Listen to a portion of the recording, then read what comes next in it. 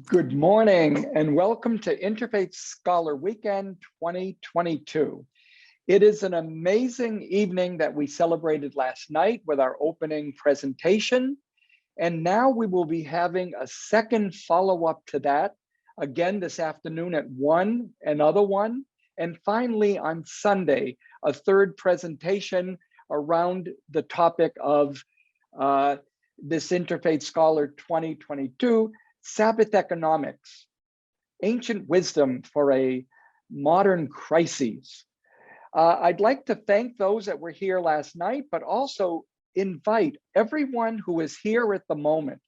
If you would please enter into the chat box your name and any affiliation you'd like to let us know so that our presenters will be able, who are missing seeing you face to face, but they would love the joy of knowing who you are, where you're from, because it will help them ground their presentation even further by knowing the group that we are today. I want to let them know that the main group that we are as Interfaith Scholar Weekend community includes people as diverse as the Bodhi Oak Zen Sangha, Community United Church of Christ, Fresno Pacific University, Fresno City College, Interfaith Alliance of Central California, the Islamic Cultural Center of Fresno, Sophia's House, St. James Episcopal Cathedral, the Second Church of Christ Scientist, St. Paul Catholic Newman Center, the Unitarian Universalist Church of Fresno, and Wesley United Methodist Church of Fresno.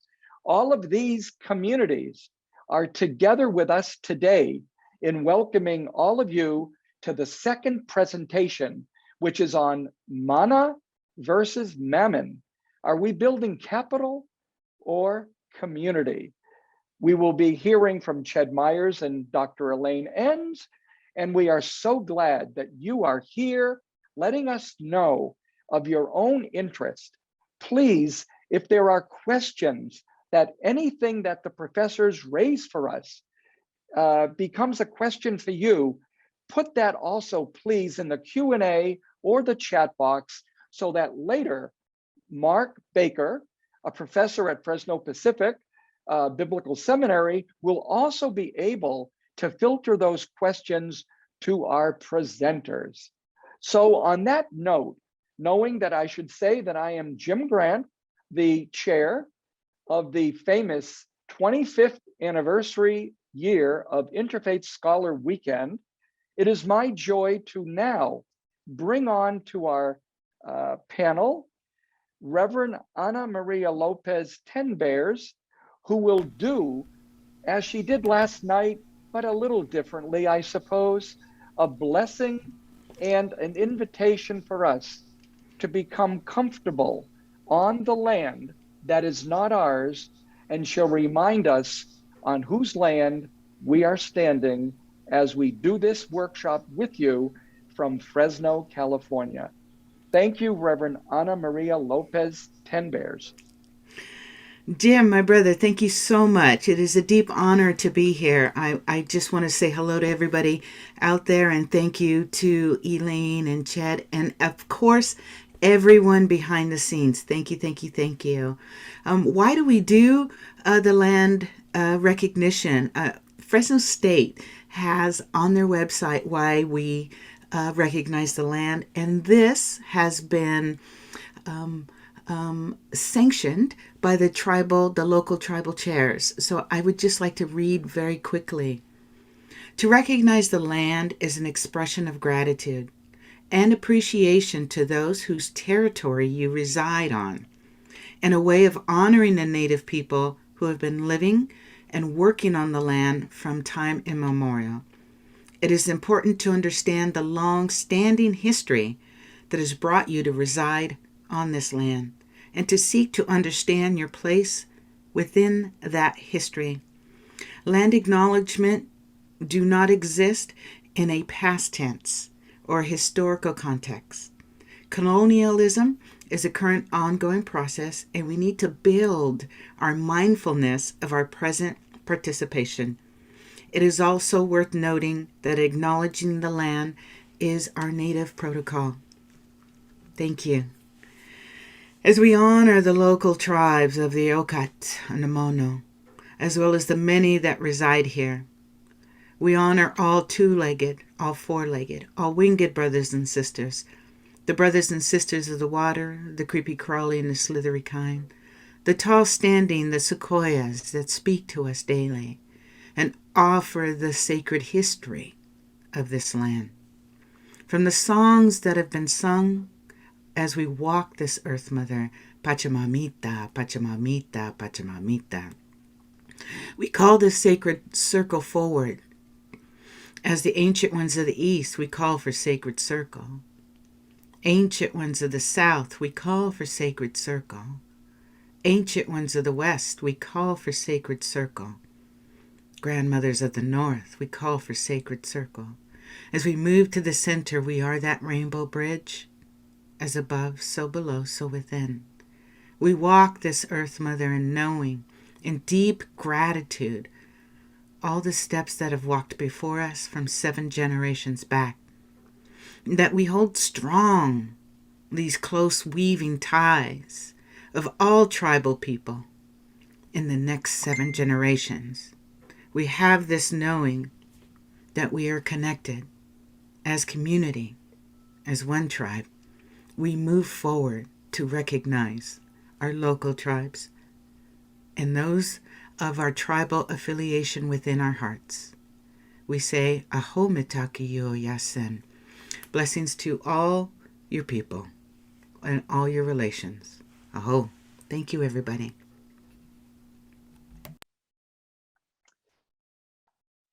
Thank you so much, Reverend Ana Maria Lopez Ten Bears, for once again reminding us the importance of connecting with creation, with all of those who have been before us, those that will follow. Our presentation today is going to be talking about that very reality of what are we building as we move forward from last night's opening presentation. I just have to say, I'm coming from a Torah study that we just did at Temple Beth Israel, which is another one of our sponsors for this great weekend every year. And we were just studying the text from Amos chapter 4 and 5. But I want to remind everyone that what Ched and Elaine did last night by taking Exodus and breaking it open is exactly the work that we are doing every Saturday morning at Temple Beth Israel as we take a text and see not only its meaning back in the day, but in the day that we are living right now. So I want to thank Doctors Elaine and Ched for what they did with us last night. I'd like to let you know that there are many ways to describe our great speakers. They are listed on our website, which I hope you will visit, not this moment, but later, interfaithscholar.org.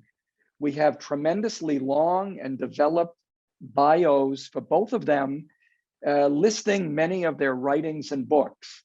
Let me just say briefly about Elaine that she wants you to know that one of the most formative experiences of her life were the 10 years that she was living here among us.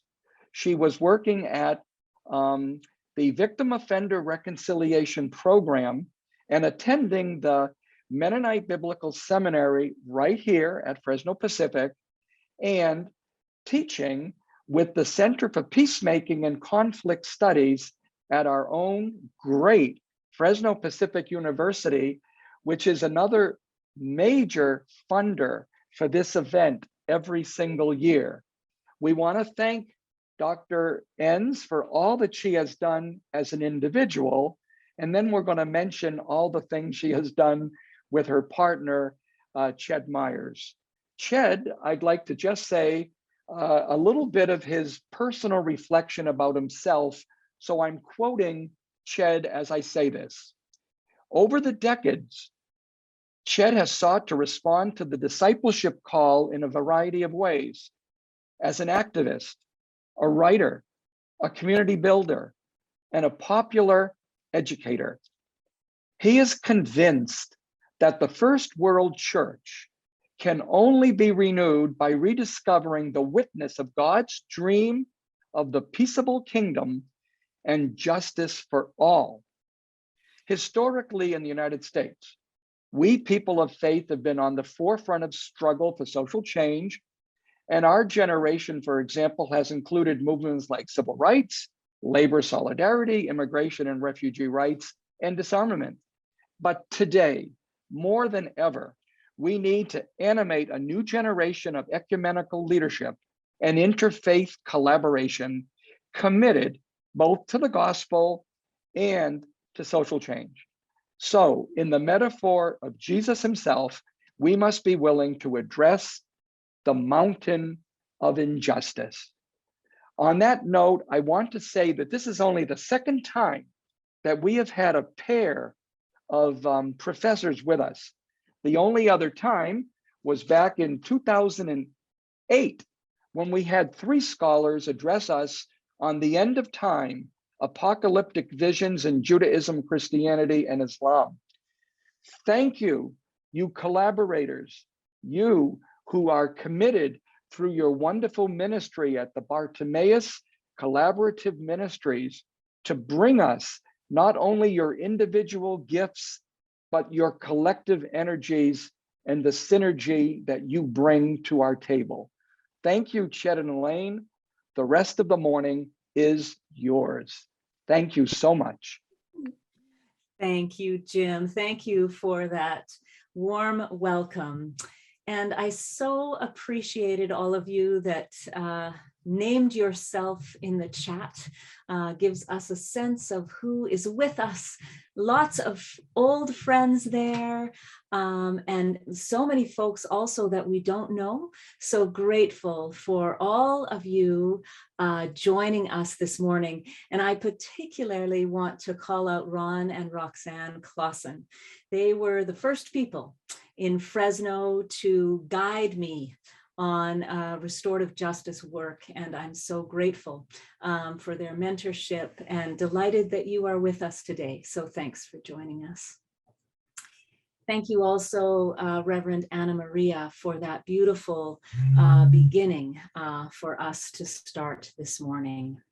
I also want to thank Mark Baker, who stepped in this morning to monitor your questions in the chat. So Mark is a professor at the Fresno Pacific Biblical Seminary, and so grateful for him stepping in this morning. And to all of you, please continue to chat in your questions and comments as we give our presentation, and then we will open it up at the end of our time to talk through what you have written there.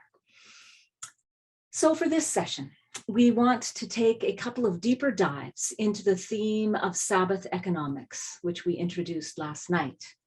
On one hand, we want to talk a bit more specifically about how and why it is so difficult to talk about economics in our faith communities and how we can break that silence.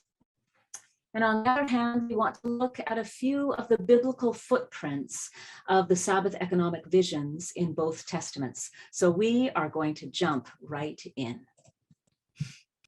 Last night, we saw at the heart of the Exodus drama that drama was social oppression. That was at the heart. And the Hebrews were enslaved by a system that benefited the few at the top of the pyramid, literally in ancient Egypt, and that plague of empire became plagues on empire because Creator saw the plight and heard the cry, and exploited, and animated both people and nature to rise up.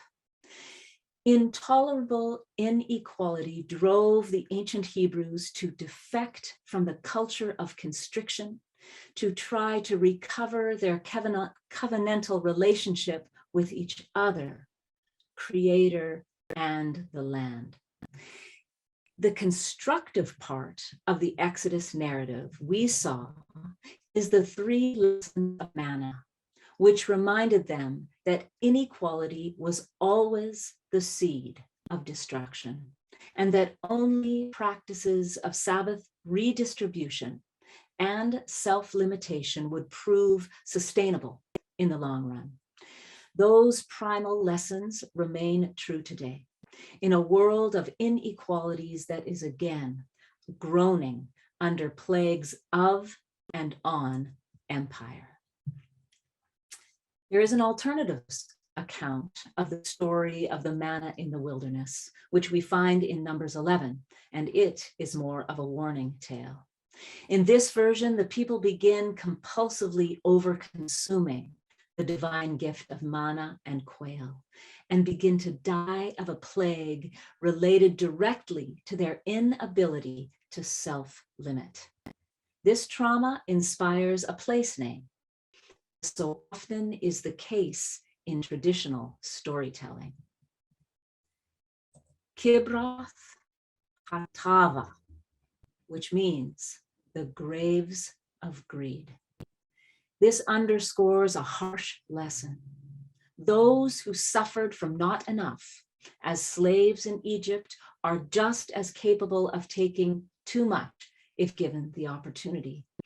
And the disease of too much, what we might call today affluenza, is the essential plague that makes both poverty and ecological overdraw inevitable. True freedom, then, means being vigilant against our own potential for generating plagues of greed.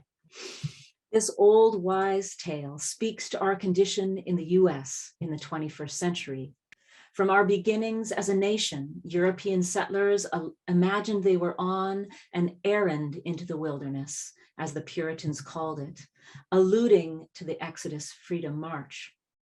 But our settler ancestors took fateful turns toward becoming a continental empire, relentlessly exploiting people and nature like Pharaoh. Then we became an international empire, rich and powerful, and in the process, we too have overconsumed the gift of God. And as a result, we generated graves of greed. The first to die from this plague were indigenous and enslaved people here and abroad, whose lands and resources were stolen to feed our insatiable appetite. But now we all feel the effects of this disease bearing down on us like hockey sticks. This morning, we want to get clearer on the urgent need for Sabbath economics by analyzing some of the key pathologies of the dominant economic culture that is driving our civilization into a cul-de-sac.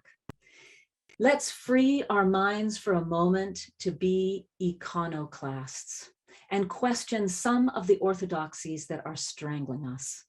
We'll focus here on 2 central characteristics of disease diagnosed by those ancient texts. The first one we'll look at is why socioeconomic disparity continues to define both the US and much of the international community. We're all currently hearing a lot about how COVID is moving from pandemic to endemic, and you see here the definitions. The fact is, persistent economic disparity exhibits characteristics of all 3 types of spread over the last millennium. First, under feudalism, then industrialization, and now globalization. Let's summarize this vastly complicated topic with some basic observations. Neither feudal, nor industrial, nor global societies have solved the problem of poverty. Nor in our current neoliberal epoch do we who are not poor recognize influenza as socially and ecologically problematic, and we certainly don't understand it as a disease. These two fundamental presumptions, namely that neither poverty or affluence are fatal flaws in our system, have been baked into our worldview, persuading us that disparity is somehow a part of the natural order of things, despite the fact that Oxfam estimates that everyday inequality contributes to the death of over 20,000 persons daily. Moreover, we internalize a consciousness of disparity in our social behavior, especially by our personal and political tendencies to aspire upward and scapegoat downward, lionizing the rich and criminalizing the poor. The social architecture, both personal and political, of economic inequality, inequity, thus keeps rich and poor as effectively segregated today as did Jim Crow a half century ago around race. We trust most are familiar with the awful reality of how the Earth's resources are disparately held across global populations, as depicted in this well-known Oxfam champagne glass, the graphic that you see here, with the affluent 20% of us enjoying more than 4/5 of the world's wealth.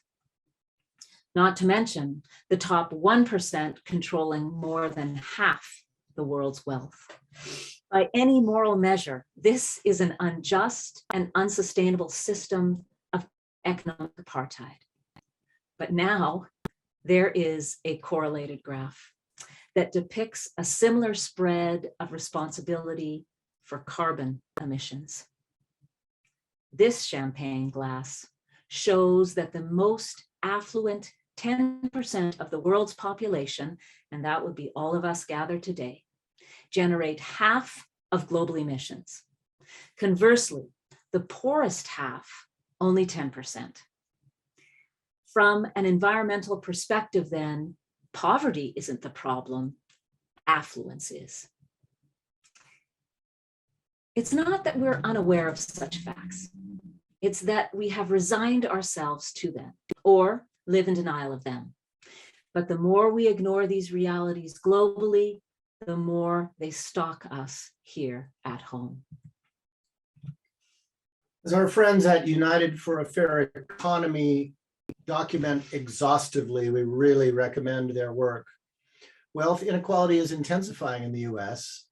This graph shows how since 1996, that's the point where the red and blue lines cross on this chart, the richest 1% of Americans have held a greater percentage of the national income than the bottom 50%, a gap that continues to widen, as you see here. These disparities deepened in the wake of the mortgage banking crisis of 2008, which animated the Occupy protest movement. Although you might remember that law enforcement was rather uneven during that period as protesters were jailed for occupying Wall Street, while Wall Street bankers, well, mostly made off like bandits through government bailouts. As you know, over the last 2 years of pandemic, disparities have increased among communities of color. Indeed, although the US is on a demographic curve now to become majority minority by 2044, our racial wealth gap continues to grow. A Forbes study a decade ago found that the median wealth of white households is 15 times higher than that of Black and Latinx households, and predicted this would intensify, which it has. Admittedly, statistics and graphs don't have the power to transform our hearts and minds, but they do remind us of inconvenient truths. This last October, Pope Francis condemned greed and the ruthless pursuit of profit in a message to a Vatican conference on poverty, speaking to a group of economists and faith leaders that included US activist and friend, Reverend William Barber of the Poor People's Campaign. He is truly one of our great contemporary prophets. That very same week, however, The Pandora Papers story broke, exposing how elites around the world are increasingly warehousing their wealth, avoiding taxes, and hiding billions in tax havens, including in states like South Dakota and Delaware. This confluence of stories revealed again that affluenza and poverty are opposite sides of the same coin. Lesson number one of the manna. Almost 20 years ago, journalist William Grider, in the fall 2003 issue of Business Ethics magazine, wrote, "The operating principles of capitalism have become dangerously obsolete. The house of economics is due for a major renovation, if not a complete teardown." Then, as if diagnosing the graves of greed, Grider concluded, "As it presently functions, capitalism encourages human pathologies, embodying irresponsibility as a central requirement of its operating routines." But it was his conclusion that really ought to get our attention. "We need a new narrative," he said. "The economy of more has turned upon itself, tearing the social fabric and weakening family and community life, piling up discontents alongside growing plenty." Grider's challenge represents, we think, an opening for the ancient wisdom of Sabbath economics. If thoughtful people are looking for a different economic story, then people of faith have a lot to bring to the table. So let's finish a very quick overview of the Sabbath economics narrative in the Hebrew Bible. You recall last night the three instructions of the manna story in Exodus, asserting that there will be enough for everyone, only if limits are observed on production and consumption, and if distribution is just and equitable. No one with too much, no one with too little, wealth circulating rather than concentrating, regulations of rest and redistribution. This vision has footprints well beyond Exodus. Elsewhere in Torah, it can be found in such as the following places. The seventh year Shemitah in Exodus 23 calls for a cessation of cultivation in order that human overmanagement does not destroy the economy of nature. Remember this statute because we'll come back to it at the end of this session. Instructions in Leviticus 19 tell farmers to leave gleanings for the poor and sojourners at every harvest, a principle of economic justice based on a recognition of the commonwealth of creation. And Jesus enacts this principle in the Gospel of Mark, chapter 2, when he defends his disciples gleaning in a grain field. And lastly, the cycles of 7-year debt forgiveness represent a strategy for deconstructing poverty in Deuteronomy 15. This last idea is developed into the super Sabbath, Shabbat Shabbaton, of the Jubilee year in Leviticus 25. Every 50th year, a major redistribution of resources was to occur in the community, so that social and economic stratification doesn't become permanent. The term Jubilee was derived from the Hebrew Yobel, originally ram's horn trumpet, with which the year of release was proclaimed.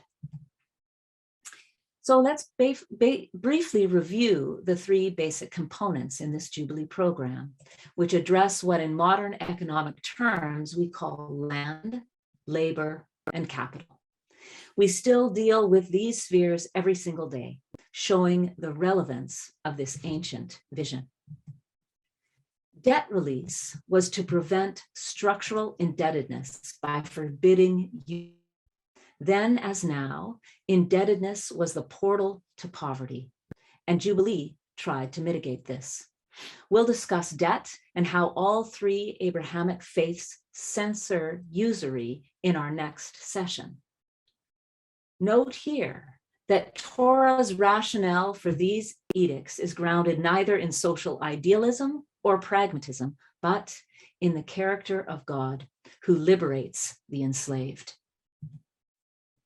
The The second release is the return of foreclosed land, which addressed the second stage in the cycle of poverty then and still today. Large landowners made loans to peasant farmers based on speculations about future crop production.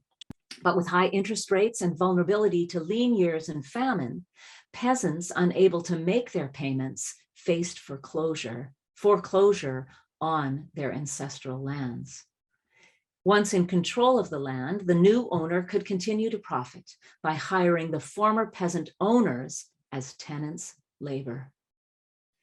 It is a process of economic exploitation and wealth accumulation that is still all too characteristic of our own global economy. The theological rationale. The land belongs to me, says Adonai. You are all but tenants. The third stage in the cycle of poverty was when debt led to landlessness, so that peasants had only their labor, becoming bond slaves. This was particularly odious to the God who freed Israel from just such slavery. So bond slaves were to be set free by the Jubilee. If this radical Jubilee tradition has been unevenly embraced over the centuries by Jews, it has been almost entirely ignored by Christians, other than certain restrictions on usury.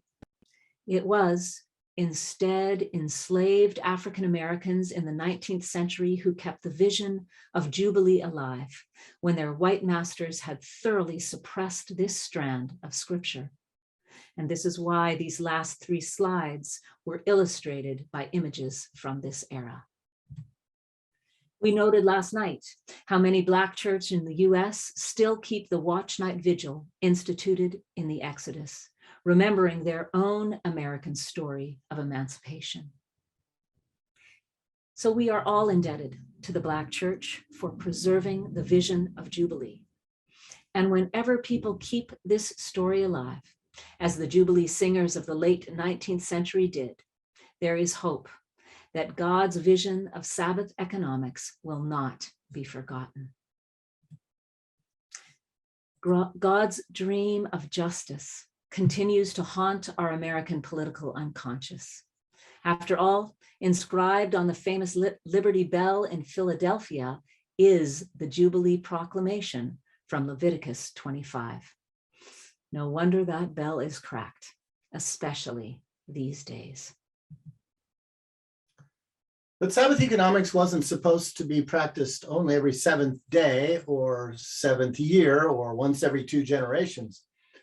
Look, for example, at the liturgical timing of the Levitical Feast of Weeks, or Shavuot, the harvest feast of first fruits. It's the Jubilee formula.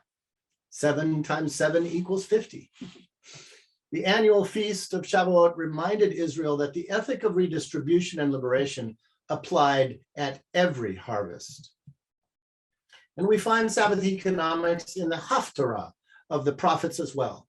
While Israel's wealthy classes may have forgotten the lesson of the manna, her prophets did not, which is why Isaiah excoriates the nation's leadership for crushing the marginalized. And Amos denounces those who make profits on the backs of the poor. And we could cite many more prophetic oracles that call for equity and redistribution. Indeed, the political imagination of one later Jewish renewal prophet was certainly animated by the divine vision of Sabbath economics, Jesus of Nazareth. Throughout Luke's gospel story, beginning with his testing in the wilderness for 40 days, a reimagining of the Exodus story. This first test is about economics. In the teeth of the deceiver's taunt to exploit nature for personal gain, Jesus appeals directly to the manna story, citing its version from Deuteronomy, the book of remembering. Sabbath economics just thus the foundation for the rest of Jesus' ministry. He tells it in his famous Lord's Prayer by invoking the manna in one petition, give us enough bread for today, while in another petition, citing the Jubilee principles of release from debt. Do we Christians really know this prayer by heart? Jesus also shows Sabbath economics, reenacting the gift of the manna in his own feeding of the poor in the wilderness, a miracle of community sharing recorded in all four Gospels. And this story is in turn a re-performance of the great prophet Elisha's multiplication of loaves during a time of famine found in 2 Kings 4. Luke's Pentecost narrative in Acts 2 begins and ends with Jubilee justice. The Spirit first redistributes cultural power through language, a subversion of imperial monoculture through an affirmation of linguistic diversity. Everyone heard the word in their own tongue. Then at the end of Acts 2, we have a portrait of a dynamic house church practicing Sabbath economics. Bread is broken, the scriptures are studied, and possessions are transformed back into gifts that circulate around to whosoever had need. Even Paul the Apostle embraced Sabbath economics. In his second letter to the Corinthians, he tries to persuade Hellenistic congregations to participate in his international relief effort for the poor in Palestine by citing manna principle number 1. Even amidst the disparities of the Roman Empire, Paul kept alive the conviction that God's justice requires that social inequality be deconstructed by redistribution. Sabbath economics is a radical vision indeed, lying at the roots of our Judeo and Christian faith traditions. And it is a vision whose time has come again to fire our personal and political imaginations in a time of crisis.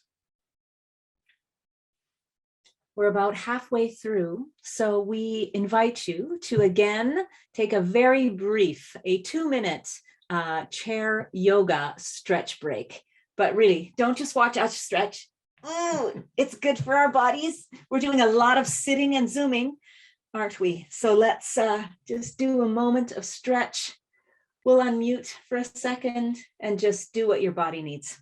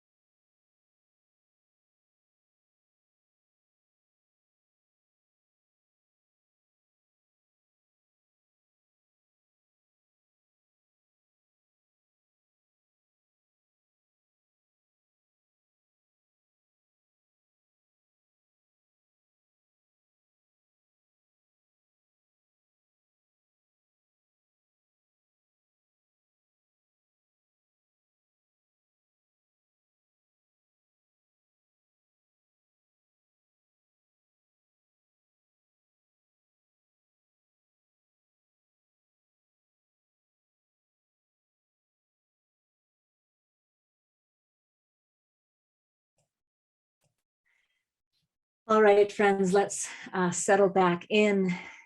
That little stretch allowed us a moment to catch up on the chat.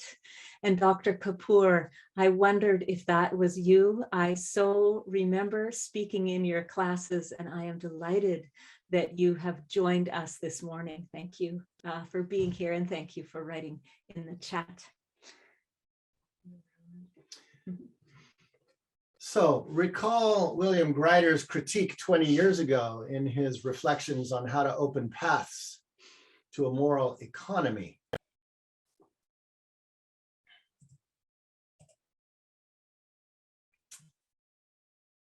A new narrative, he says, beyond more is beginning to emerge organically. Central to this story is the fact that people themselves can make change. Despite the inertia of government and the overbearing power of established economic interests, pioneers in many sectors are showing the way to dismantle or re-engineer the status quo. So we want to talk about that. We want to introduce you to pioneers who have pushed back on the second key characteristic of our economic dis-ease, the plague of privatization of the Commonwealth. Disparity is the first hallmark of the dominant economic system, but the second is privatization. By the end of the 19th century, serious questions were being raised about the effects of the economic story of capitalism in the West. Social crisis had accompanied industrialization throughout the century with unprecedented poverty and displacement. The landscapes of both Northern Europe and North America were rapidly being transformed from agricultural or wilderness to urban and industrial. Social relations were breaking down between classes, races, and within families. The new discipline of sociology was trying to understand these profound shifts in this brave new world. One immediately thinks of the three giants of European sociology at this time: Karl Marx, Max Weber, and Emil Durkheim. But here we want to draw your attention to a less known German sociologist named Ferdinand Tönnies, whose way of articulating the essential dilemma we find instructive. In 1887, he made a basic distinction between what he called the integrating force of traditional Gemeinschaft, or community, kinship, ethnicity, religion, and even locality, and the disintegrated instrumentalist forces of Gesellschaft, capitalist society, mobility, urbanization, worker exploitation, resource extraction, racial hierarchy, secularism, and the primacy of capital.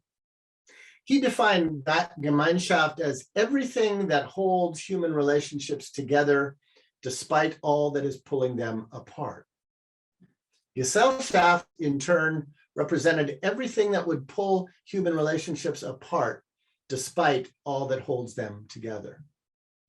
Tönnies saw how the modern market economy and the state apparati that were developed to facilitate it were steadily unraveling the fabric of older, more traditional ways of economic exchange, ones that were fundamentally relational, and in the process, plundering the commonwealth of the earth and the human community. A similar distinction was elaborated 4 decades later by the Hungarian political economist Karl Polanyi.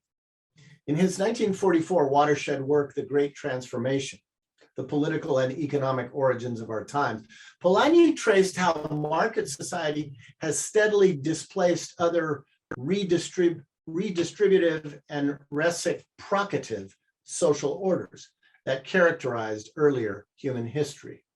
Modernity, he contended, is defined by the struggle between the forces of the self-regulated market and what he called the counter-movement of social protectionism, which is to say, how private wealth is pillaging commonwealth.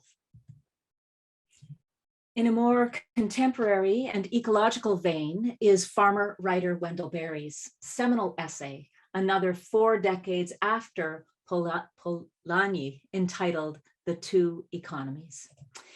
Berry's model refers to creation, i.e. nature, as the great economy, the all-encompassing, integrated and functioning biosphere that includes principles and patterns by which values or powers or necessities are parceled out and exchanged.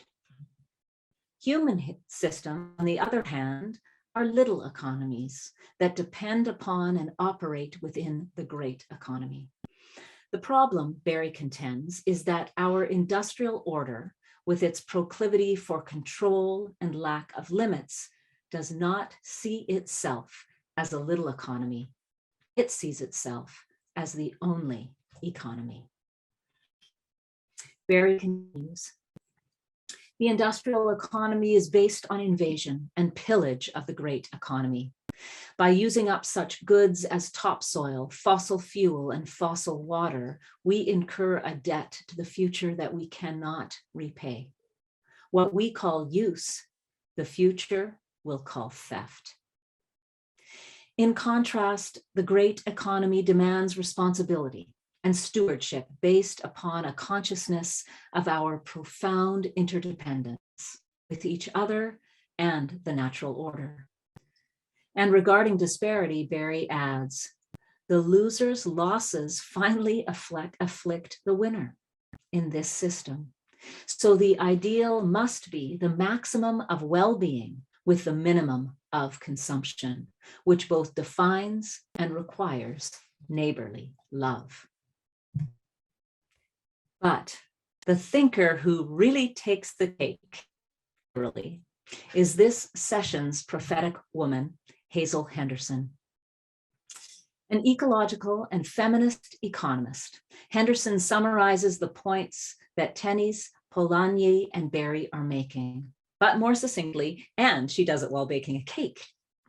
Her now famous 2005 model of the economic cake argues that most economic calculations of worth, such as the nation's GDP, give monetary value only to private and public sector goods and services.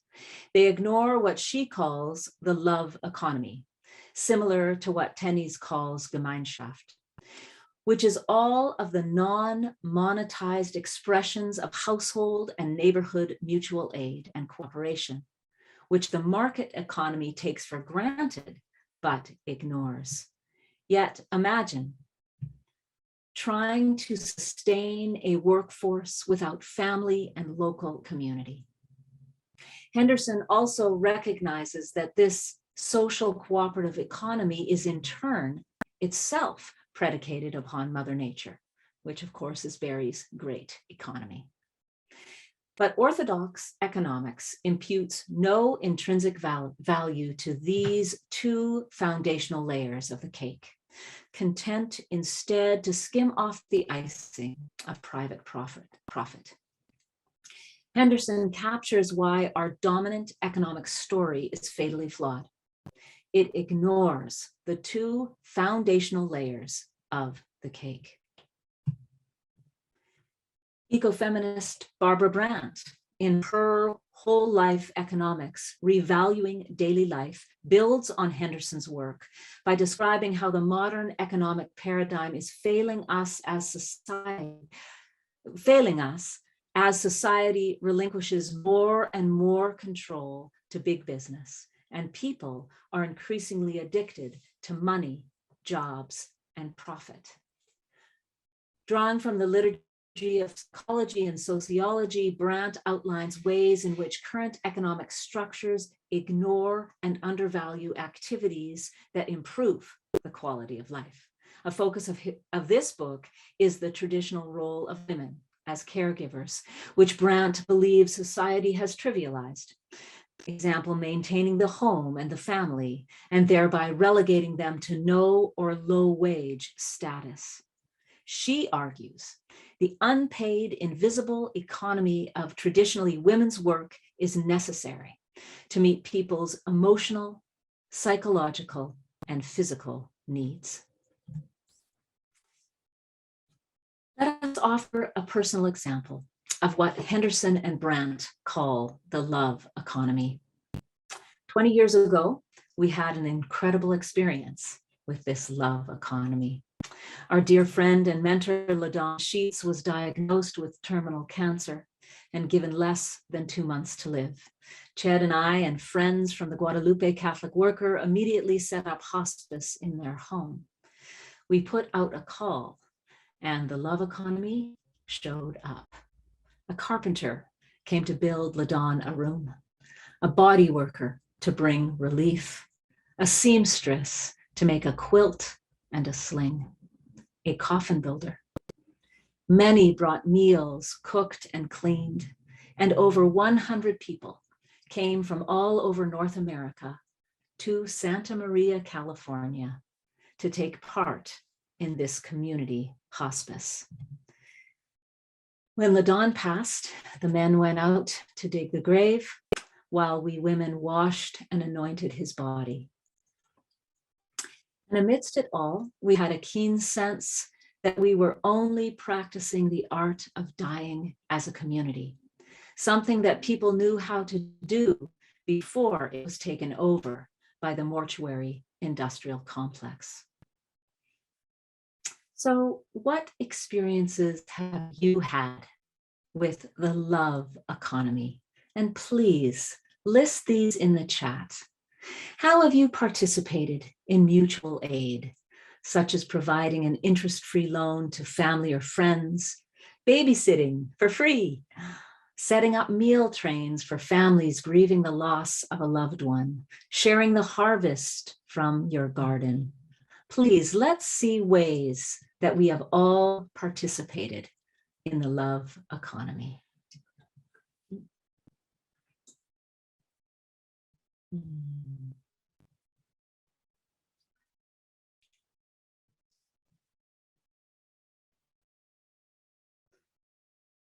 Yes, being a part of Sanctuary with a local church.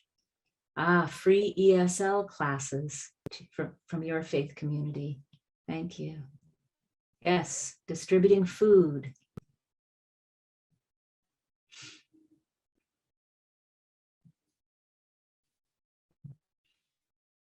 Meal trains, wonderful. Thank you, friends. Please continue to put those in the chat. Yes, caring for aging grandparents. Now, while the chat continues, let's also think about the bottom layer of the cake, the gift economy of nature. What are ways that you rejuvenate and feed yourself from the ecological gifts around you? And again, please type some of these in the chat. Picking wild berries, drinking from a mountain stream, cooling off in a lake on a hot day, finding cover from a big rainstorm under a tree, planting vegetables in the deep alluvial soil in your backyard. Yes, working in the community garden. Yes, meals for at-home COVID-19 sufferers walking by the river.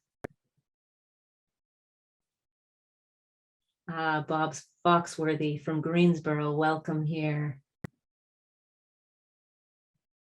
Thank you.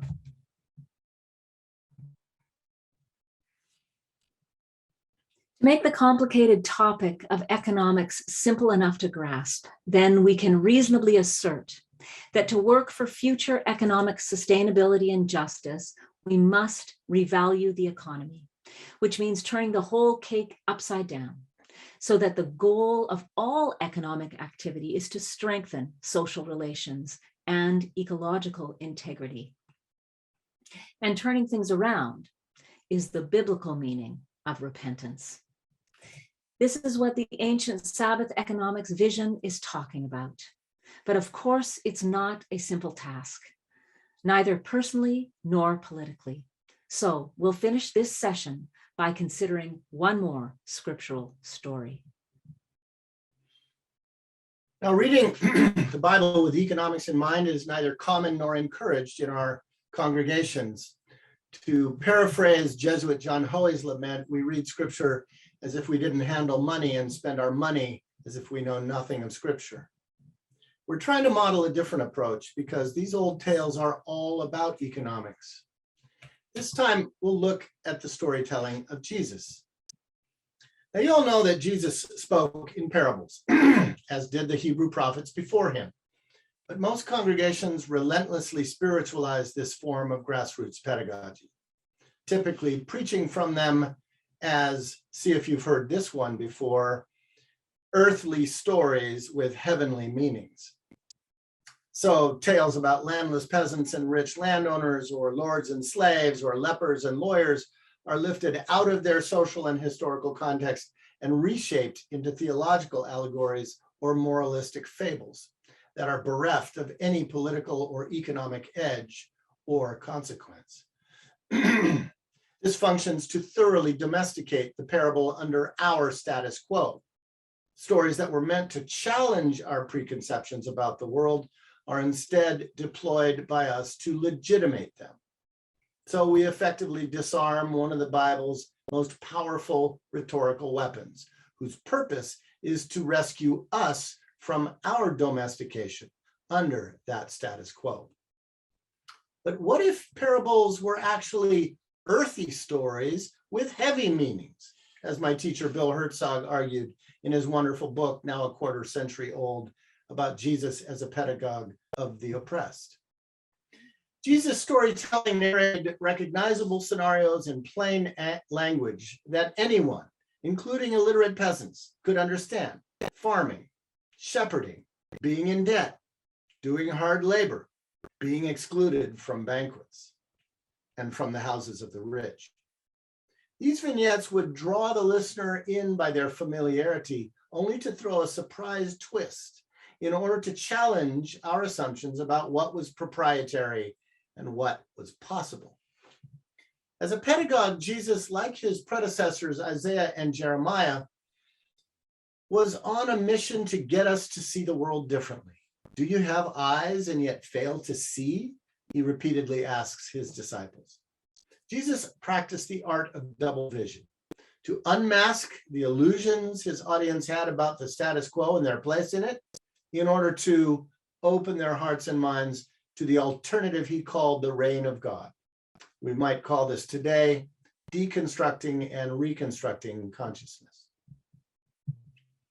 Every once in a while, Jesus threw in what we might call a real world warning tale, an object lesson about how to survive the cruel world of inequality. This story from Luke 16 is one of my favorites because it speaks directly to the contradictions and challenges that we middle-class folk face as we try to change an economic system that materially benefits us, even as it alienates us and perpetuates inhumane disparities. This story is titled in most New Testaments, The Parable of the Shrewd Manager, as is this piece of medieval art. But I prefer to call it the warning tale about a defective manager. It begins with a matter-of-fact recognition that Jesus' world, like ours, was ruled by the elites, in this case, an absentee landlord class. He introduces two archetypal characters in the opening verse. The first is a rich man. The Greek plusios is from where our word plutocrat comes, about which Luke has a lot to say throughout his gospel narrative. The second character is called an oikonomon in Greek, a manager. The oikonomos ran the oikonomia. As with the CEO of a modern corporation, an ancient landowner didn't run daily operations of the estate. That was up to his managers, who were often family members or slaves. They were part of a literate bureaucratic class, but their feudal world was cutthroat and tenuous. They had to ensure huge profits for the master, take a cut for themselves, and do all this without bleeding the peasants so dry that the collapse. This character, not unlike us modern, educated, middle-class folk. We are privileged in, and yet subservient to, an economic system that both benefits and alienates us. So as a contemporary analogy, we might compare our oikonomos here to, say, a modern mortgage broker. Here's a plot summary of the story. Notice that its structure is chiastic, meaning shaped like a concentric circle from which form functions to draw attention to the dramatic focal point, the manager's fateful decision to defect from the system.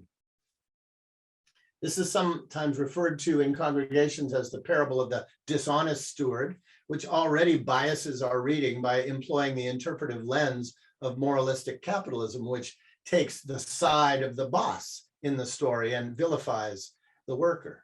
I think it's more accurate to see the manager similar to a white-collar employee of a large corporation who is about to be downsized because of subpar sales numbers, and so improvises an act of creative resistance and survival. He hopes his repositioning will turn former clients into allies who will help him make it when he's out on his ear. From this perspective, this improvisational manager is a sort of archetype for all of us who are inevitably ensnared in a toxic economic system, but who nevertheless attempt to use capital to rebuild social relations, rather than plunder social relations to build capital. The two verbs used in the first plot point tell an interesting story. The charges connote accusations made with hostile or slanderous intent, the implication being that the manager is being undermined by fellow bureaucrats who are always competing to increase their prestige and influence in the system. The second verb is usually translated scattering in the New Testament. Only here and in Luke's immediately preceding parable of the prodigal son is it translated squandering, a rather moralistic term. The verb implies that our manager is already redistributing some of the assets under his control, a practice he will shortly intensify. Once exposed, the manager's dismissal is summary, confirming the absolute authority of the master. The manager doesn't try to defend himself, knowing there is no due process in this system.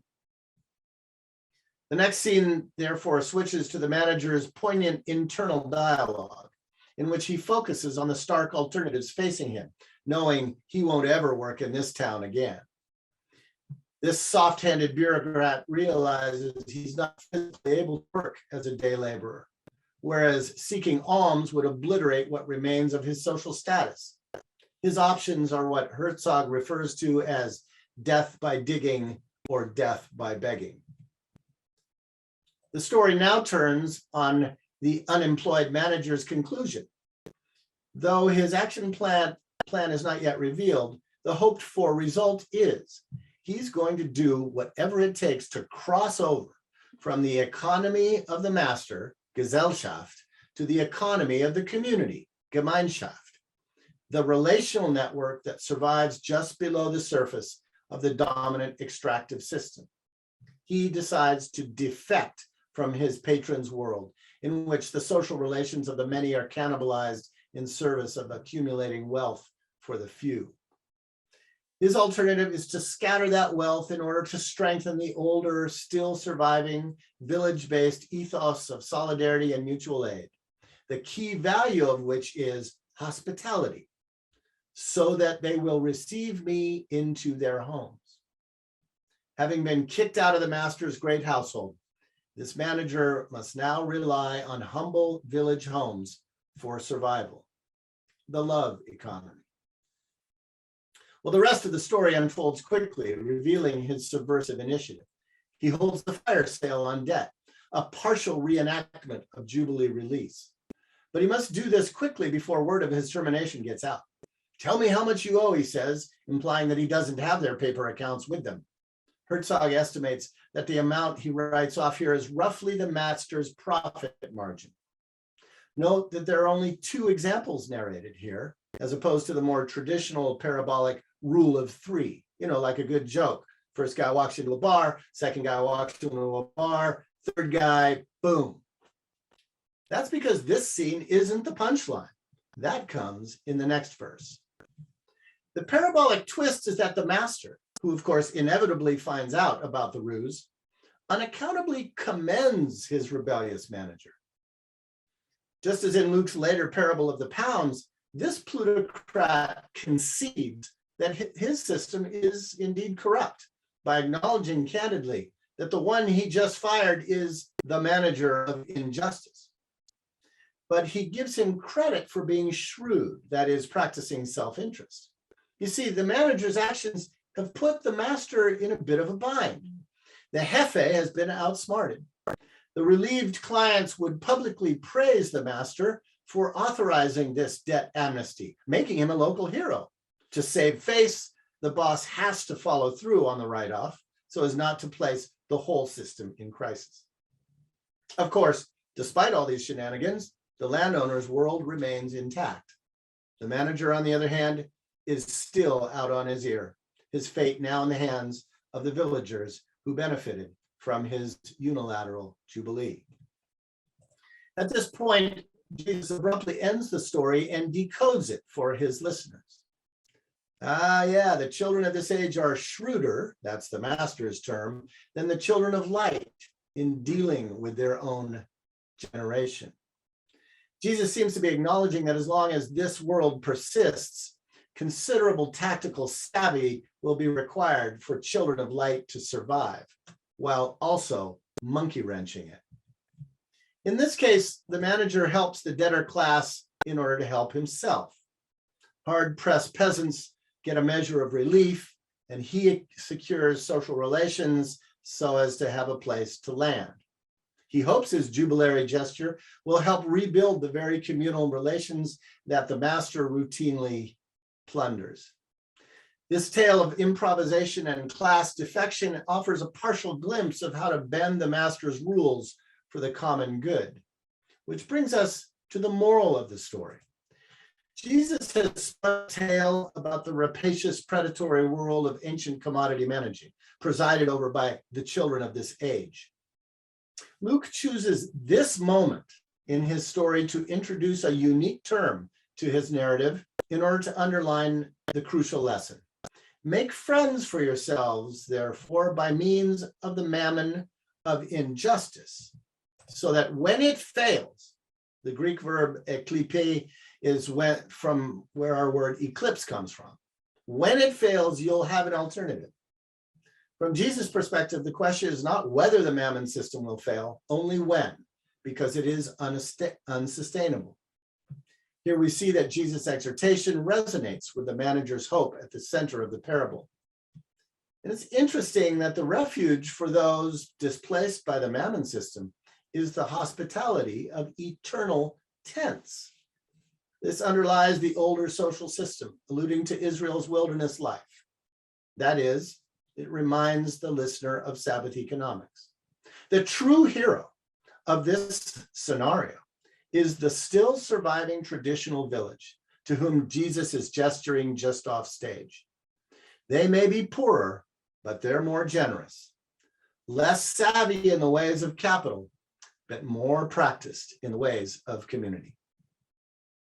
Jesus now returns to the strange term mamona, an obscure Aramaic cipher for that in which one trusts.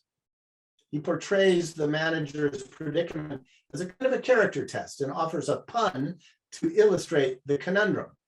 If then you have not been trustworthy in the unjust thing in which you placed your trust, who will entrust you with that which is truly valuable? If we are indeed stuck with the mammon system for the foreseeable, we'd sure as heck better make sure that we are working to subvert it in service of true social solidarity. What is being commended in Jesus' warning tale, then, is the manager's attempt, however partial and ambiguous, to redeploy perishable capital in defense of enduring community. So we want to invite you to check in on one more reflection. How do you or your congregations leverage your assets on behalf of those without? For example, sharing land for growing food, opening space for a homeless shelter or an AA meeting, or as an evacuation site in a natural disaster, raising money through car washes or bake sales for funerals, bereavement travel costs, helping a non-family member with a college education. Please write these thoughts in the chat, because we're going to explore this work further in our next session.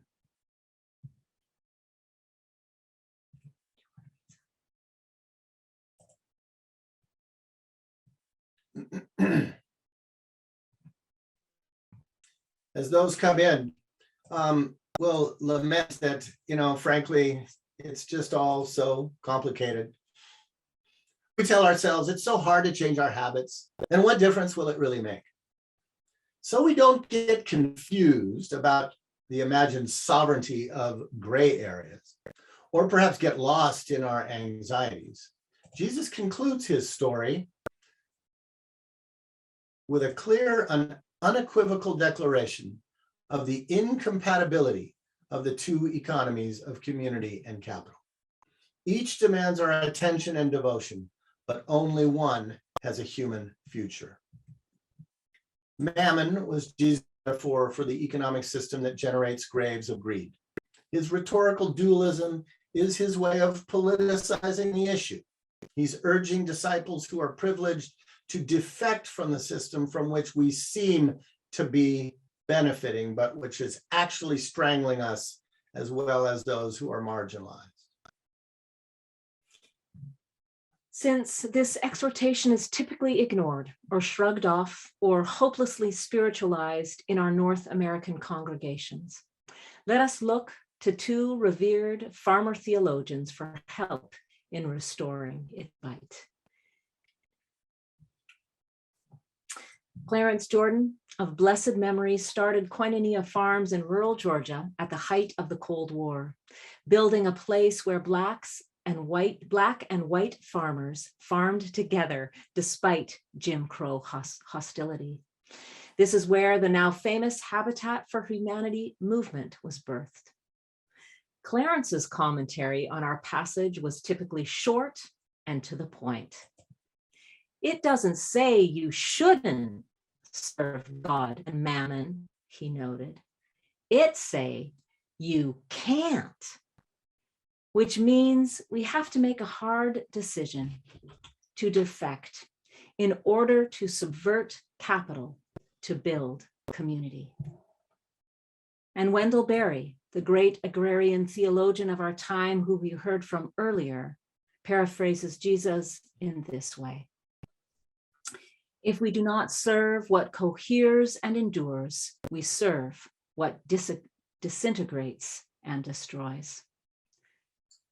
That's a poignant word to us middle-class folk who are stuck in economic life ways that are deepening social disparity, plundering the commonwealth, and torching the planet. These are ultimatums, friends, and there's no point in sugarcoating it, given the historic crisis we face.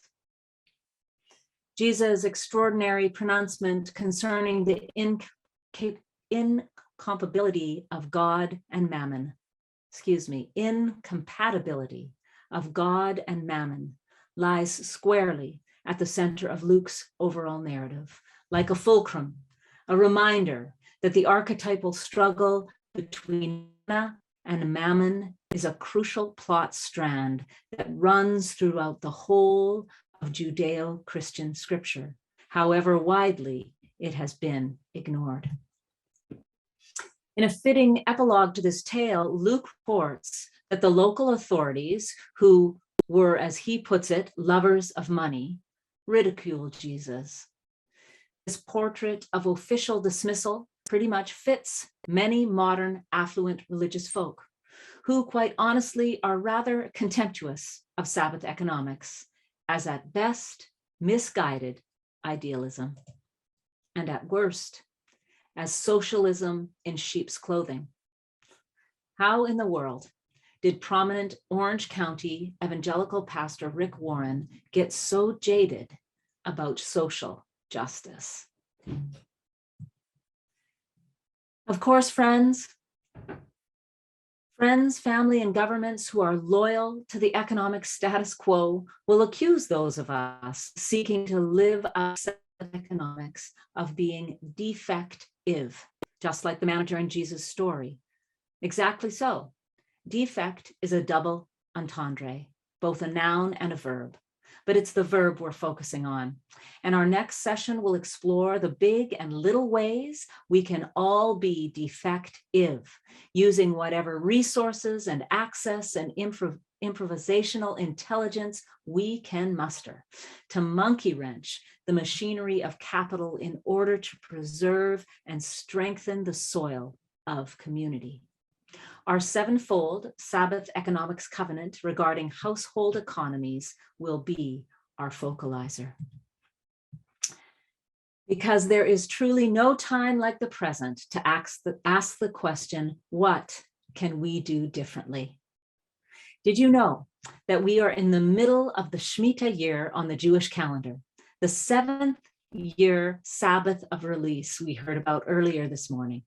It's still a tradition practiced by many Jews, if a greatly debated one. And some rabbis believe this year is actually the Shabbaton, the year of Jubilee. So this is a great season to revisit these old covenants, to see how they can help us change the economic story. It is a great time for a Sabbath economics revival. So I want to turn it over to Mark and open it up for a few questions.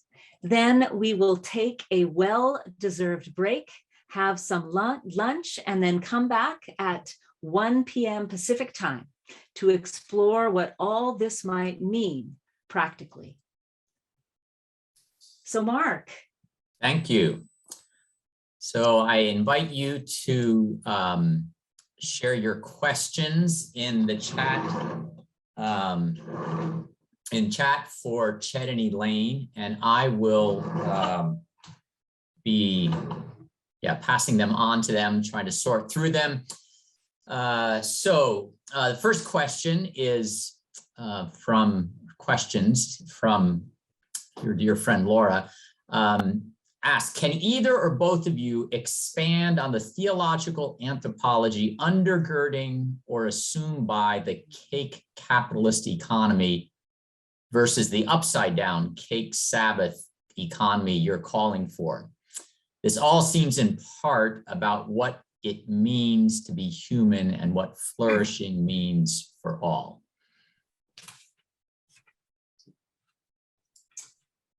Well, thanks, Laura. You have correctly deduced that throughout this entire session, we've been talking about economic anthropology. And that's just a term that's used in the academy to describe how human beings act economically and how the economy acts on what it means to be human. So economic anthropologists study how modes of material exchange or economics shape culture. And it's important for modern folk like us to acknowledge that there are different kinds of economic anthropologies. For a long time, anthropology studied traditional societies and never spoke of their material life as economies because they weren't capitalist economies, so it didn't count. Now the discipline over the last quarter century, the discipline of economic anthropology recognizes that humans are innately economic, right? We live material lives. We live lives that are full of material exchange, land, labor, and surplus. But different cultures have handled those questions differently. And so all throughout this session, we've actually been appealing to older economic anthropologies, to pre-capitalist economic anthropologies, to try to animate our imaginations. Because I think, Laura, the fundamental obstacle for us is that we've been socialized to believe that there is only one way of being economic. There's only one economic cosmology, only one economic anthropology. And that's actually kind of an authoritarian totalism of modernity. And quite frankly is shared both by socialist states and capitalist states. That the idea of an industrial economy is what makes us human, and the difference between those kinds of states is only how it's organized from the top down. And we are trying to advocate and appeal to older covenants that recognize economic principles. Exodus 16 is full of economic principles, and then to begin to imagine how we might live accordingly. So we had Elaine told the story of hospice And we did this for almost 3 months. We were exhausted. We finally got back to our home in East LA, and we were unpacking our truck. And our Mexicano neighbors were across the street, and they said, "Where have you been? What have you been doing?" And we answered, and they just stopped and said, "Yeah, that's the way we used to do it in Mexico. Nobody does that here." And suddenly we're in this moment of truth, straddling two economic anthropologies, right? Because there's nothing more material or economic than burying people, than the art of dying, which is why the mortuary industrial complex, as we call it, is an entire little economy, which those of you who have encountered it know is very pricey and very stratified and disparate. So thank you, Laura, for calling our attention to the kind of background music of this entire presentation, which is it's all about economic anthropology. And so those of us who have been socialized into one kind of way of being human are encouraged to investigate other ways of being human. And that is done in part by studying older cultures through texts, and obviously also through learning from other cultures that are still practicing different ways. And there's these mosaics of different economic anthropologies that are still happen right under our noses if we have the eyes to see it, most of which are invisibilized by the dominant economic anthropology. I hope that makes sense as a response to the question. So let's all become economic anthropologists. So, Ched, I'm going to, speaking for Laura, if I was Laura right now, I would say, Ched, I was asking about theological anthropology. And so that was really, so I appreciate what you're saying. It got at one of my questions, but would you like to say something on theological anthropology that's undergirding it, or are using theological and economic interchangeably? Well, I think that's the short answer. I don't think that there's a fundamental distinction between theological and economic anthropology. That is to say, our cosmology of the divine and our cosmology of how we interact with the earth and each other economically are all intertwined. That's the case we're trying to make from these scriptures. And part of one of the ways that, at least speaking for the Christian community, that the Christian community has largely collapsed in trying to resist the worst aspects of modern economics is because we drove a wedge between our theological anthropology and our economic anthropology, so that theology had nothing to do with economics. So we're trying to repair that breach. Thank you. That's a great last image. So from Arrington Chambliss, how do our faith communities move our defection from a charity-based relationship to a solidarity-based justice relationship? Thank you, Arrington, for that question. And we look forward to meeting you in a couple of weeks when we have a conversation together. Thanks for being with us today. Yeah, that is a really great question. Rather than us just writing a check, how do we get more to those actions of solidarity? And I think, one of the most important ways is crossing boundaries and building relationships, showing up at the places where folks are organizing that we want to be in solidarity with. And so, part of our work is locally here is building relationship with local Chumash folk that are doing the work of struggling around language revitalization or getting federal recognition as a federal tribe, or the different things that they are struggling here for. We showing up at how they are organizing and how they are struggling for justice is a way that we move beyond just giving money to a cause and actually standing in solidarity with them.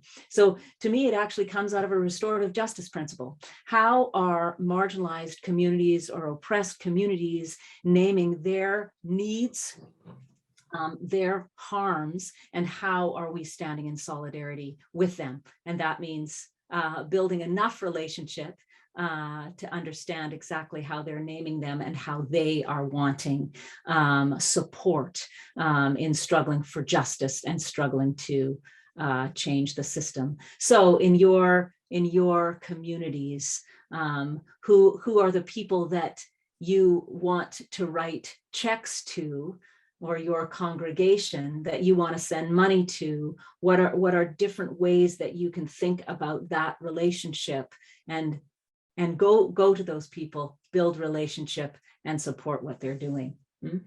And Arrington, we are going to dive deep into this in the next session, try to get into the weeds on exactly these questions.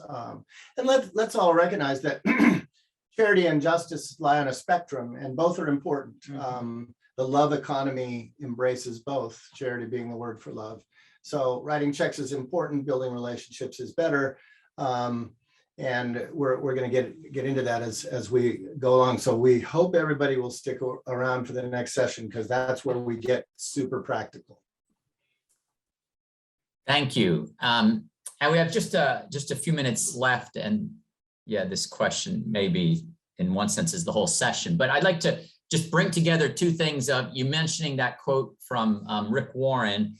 And I was already thinking of this question before you asked that, but it gives a really concrete way of being able to ask it. So I love the word iconoclast, and yeah, being willing to question. And that seems, yeah, even part of what you're just saying, Chet, about, getting back to other cultures that have thought about things differently.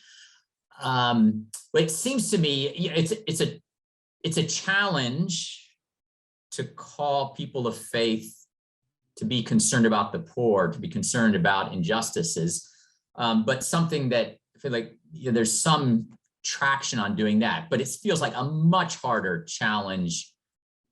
Even taking Rick Warren, that as someone who has done some pretty admirable things in reaching out, AIDS in Africa or something like that, but to get people to become iconoclast, there's much less imagination for that. So when you're with a less receptive audience, do you have any counsel, advice on ways to interact with people who don't have an imagination for another way of economic thinking? Like how to start? Well,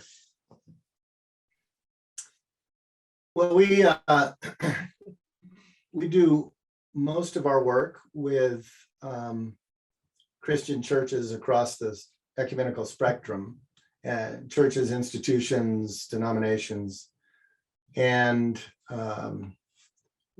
because we feel like that's, our tradition is so deeply complicit and entangled in this problem. And the reason we key on scripture study is twofold. One, because we think these old scriptural stories actually do ignite our imagination in ways that have been dumbed down or deadened under current culture. First, they are about economics. If we can try to cut through the veneer of spiritualizing and see these texts more straightforwardly, but they also have these amazing invitations and challenges to practices that are largely considered anathema. And so the first reason to let scripture lead is that these are actual wells of the animation of our imaginations. But the second reason is, let's let scripture do the heavy lifting.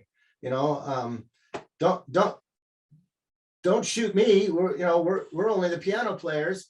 Our problem is with what scripture says, and that has a way of displacing the issue. What Rick Warren does in that quote is very typical of right-wing dismissal, it calls people names and calls movements names and demonizes them.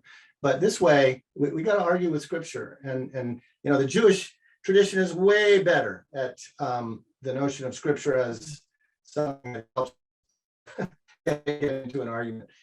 We Christians, not so much. I was just noticing. I'm just noticing that it's 12 noon, but Mark. Yeah, thank you. Thank you, Ched, for that. It reminds me of something that Juan Stam told me years ago in Central America of, you know, Mark, we have the Bible, let's use it. So in my context as well, I affirm that. I love the phrase animation of the imagination. And my apologies to Walter Hudson. I was only looking at chat. I didn't look at the Q&A column, but I'm guessing that signs of good agriculture will come up this afternoon in Chet and Elaine's backyard, if not somewhere else. And so, Jim, do I just close this or is there, yeah. I'll say a word. Okay. Yeah, I'll just say a word. Thank you, friends. It is 12:01, so we will wrap this up. Please have a rest during your lunch, but please do come back. We are now getting to the very practical. It'll be a fun session about thinking through the different seven practices within our households. So we look forward to seeing you at 1 o'clock Pacific Daylight Time. Have a good lunch. Thank you, Mark. Thank You're you, welcome. Mark.